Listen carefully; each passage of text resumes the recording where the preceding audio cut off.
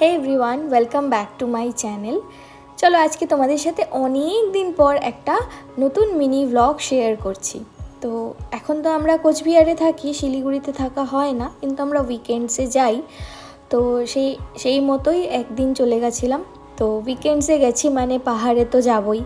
আর যখনই শিলিগুড়ি জঞ্জালপূর্ণ এরিয়াটা পার হয়ে রোহিণীটা পার হয় না, মনে হয় যেন জীবনে আলাদাই শান্তি চলে আসে। আস্তে আস্তে পাহাড়, পাহাড়ি ঝর্ণা, সেই সাউন্ড। আর আমরা চলে গেছি সেই গিদ্দা পাহাড়ে। এখানের যে মেঘগুলো গায়ে এসে একটু পরপর লাগছিল, আলাদাই ফিলিংস মনে হচ্ছিলো। সত্যি কথা বলতে চোখেরও শান্তি, আত্মারও শান্তি মনে হচ্ছিল। এতটাই ভালো গেছিলো সেই দিনটা আমাদের। আর ফিরতে ফিরতে যথারীতি রাত হয়ে যায়। আসার সময় বড্ড খিদেও পেয়ে গেছিলো। তো একটা ছোট্ট রেস্টুরেন্টে আমরা ঢুকি, ক্যাফে টাইপ। ওখানে একটু ঝোল মোমো আর চা খেয়ে আমরা রিটার্ন করে যাই।